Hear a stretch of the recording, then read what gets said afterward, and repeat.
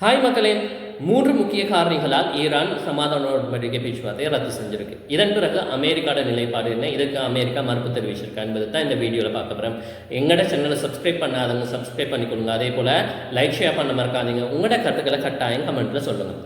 இந்த செய்தி Al Jazeera ஊடகத்தால் 2026 4ஆம் மாதம் 21ஆம் தேதி வெளியிடப்பட்ட செய்திகளாக இருக்கு. முதலாவது காரணத்தை சொல்வது ஈரான் கடற்படை முற்றுகை, அதாவது ஹோர்மோஸ் நீரிணை பகுதியில் அமெரிக்கா கடற்படை வீரர்கள் முழுமையாக முற்றுகை செஞ்சிருக்காங்க. ஆகையால் இந்த சமாதான பேச்சுவார்த்தை உடன்படிக்கை 2 காலம் நீடிக்கப்பட்ட நிலையில் இந்த நிலையிலையும் அமெரிக்க இராணுவம் இந்த வேலையை செய்கிறதால அமெரிக்கா மீது நம்பிக்கை முழுமையாக இழக்கப்பட்டிருக்கு. அதே போல எங்களோட அரபிக்கடல் ஹோமோன் வளைகுடா பகுதியில் நேற்றைய தினம் ஈரானிய கப்பலை நீங்கள் என்ன செஞ்சுருக்காங்க, தாக்கி கைது செஞ்சுருக்காங்க. இதன் மூலம் இருந்த நம்பிக்கை இன்னும் இல்லாமல் போயிருக்கு.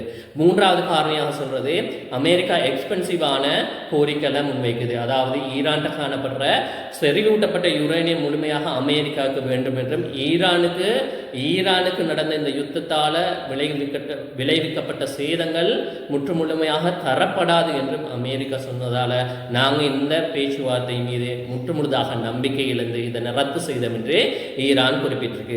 அதே போல இந்த குறிப்பிடப்பட்ட விடயத்துக்கு பிறகு அமெரிக்காவின் நிலைப்பாடு என்னென்றா, அமெரிக்க அதிபர் டொனால்ட் ட்ரம்ப் அவர்கள் தெரிவிச்சிருக்காரு, இன்னும் 24 மணி நேரத்தோட இந்த சமாதான உடன்படிக்கை முழுமையாக ரத்து பெறுகிறது.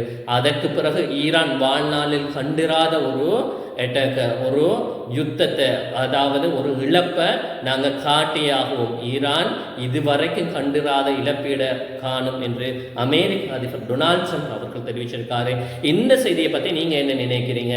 இதே போல மேலதிக செய்திகள் வேணுமா எங்களோட சேனலை சப்ஸ்கிரைப் பண்ணிக்கொள்ளுங்க. அதே போல் லைக் ஷேர் பண்ண மறக்காதீங்க.